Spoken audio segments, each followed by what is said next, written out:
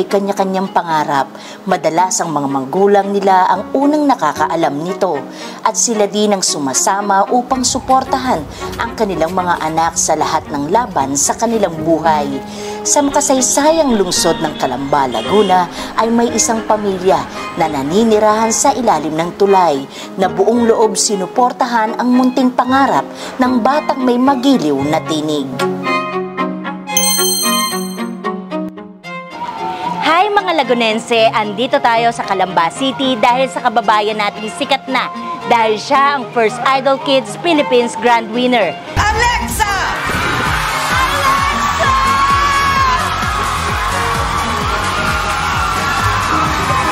Para ito sa GovSol, Good, Beautiful, Successful Stories of Lagunenses.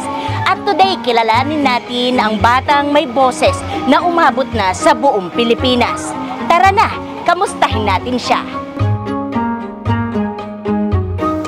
Si Alexa Mendoza, batang puno ng sigla at talento, marunong tumugtog ng ukulele, mahusay sa majoret, at higit sa lahat, may tinig na kayang umantig ng puso ng sinuman. Sa ilalim ng tulay, nagsimula ang kanilang kwento. Bunso sa 5 magkakapatid si Alexa na isang menopausal baby. Mula Muntinlupa, naglakbay sila patungong Laguna, dala ang pag-asa ng bagong simula. Hindi nila alam sa lugar na ito sisikat ang kanilang bunso bilang inspirasyon ng mga batang Lagunense. Dati po kasi ang pangarap ko lang po ay maging isang doktor po. Pero ngayon, ano na ang pangarap mo? Maging isang sikat na singer po. Sa entablado ng Idol Kids Philippines, ipinamalas ni Alexa ang kanyang husay. Sa unang nota pa lang ng Nosy Balasi, ramdam na dito ang boses ng isang champion.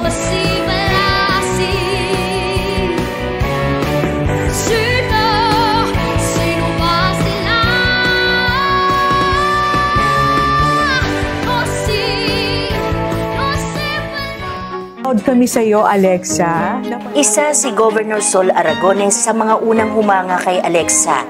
Ayon kay Mama Danabit, simula semifinals pa lang ay nakasuporta na si Gov Sol sa kanila at noong October 13, kasabay ng kaarawan ni Alexa, ay nagkaroon siya ng isang courtesy call at binigyan ni Gov ng isang simpleng regalo para sa batang nagbigay ng inspirasyon sa buong lalawigan. Sa kabila ng tagumpay, si Alexa ay nananatiling masipag at mapagkumbabang estudyante sa Turbina Elementary School. Hello po! Ako po si Alexa Mendoza, taga Calamba City, Laguna! Ako po si Alexa, bilang estudyante po namin sa grade 4. Napaka-maaasahan po yung bata. Mabait, matalino, at saka po isa siya sa mga leader namin sa klase. Isa siya sa mga batang mapapagkatiwalaan. Sa loob ng classroom, nandun siya para yung mataas din yung mga grado niya. Hindi siya nahuhuli dun sa ibang mga bata. Bago ang kanyang pagkapanalo, ilang beses din siyang nabigo. Sumali sa The Voice Kids at Tawag ng Tanghalan Kids noong taong 2024. Pero hindi siya pinalad dito. Sa halip na sumuko, nagsanay pa siya kasama ang isang vocal coach mula sa Tanawan, Batangas. Patunay na ang bawat pagkatalo ay hakbang patungo sa panibagong tagumpay. Ang inspirasyon ko po sa pagkanta, kaya ko po nagustuhan kumanta. Kasi po nakikita ko po sila, kuya po, tsaka po si ate, tsaka po si papa, kumakanta po sila, nagja-jamming po. At so gusto ko na pong mangagaw po ng mic po para po kumanta po. Ang premyo, saan mo ito balak gamitin? Or ano ang balak mong bilhin? Bibilin ko na po yung pangarap ko pong kotse po. Maraming salamat po sa mga bumoto po sa akin, mga sumuporta po, nag-effort po. Maraming salamat po, GovSol Aragones. Maraming salamat po sa tinulungan niyo po ako sa pag-support at pag-effort po. At sana po marami pa po kayong matulungan. Katulad ko po, maraming salamat po. Mula sa simpleng pamumuhay sa ilalim ng tulay, ngayon ay buong dangal ng itinatanghal si Alexa Mendoza, ang batang mula sa Barangay Turbina, Calamba City, ang kauna-unahang Idol Kids Philippines Grand Winner. Sa kanyang tinig, maririnig ang kwento ng pagtsatsaga, ng pamilya at ng paniniwala sa sarili.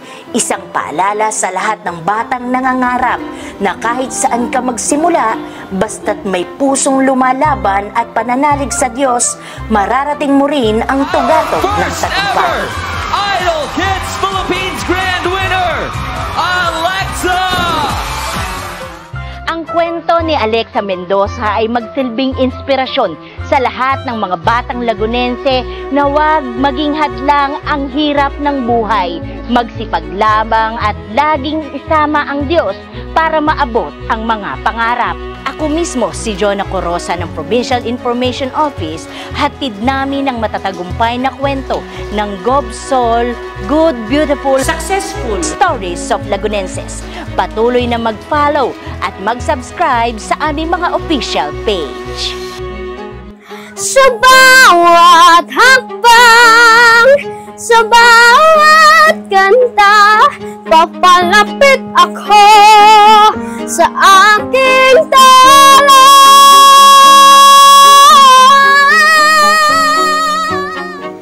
Natatakot dahil di alam kung saan patungo ang aking bukas. Pero sa puso ko'y may tinig na nagsasabing kaya mo yan.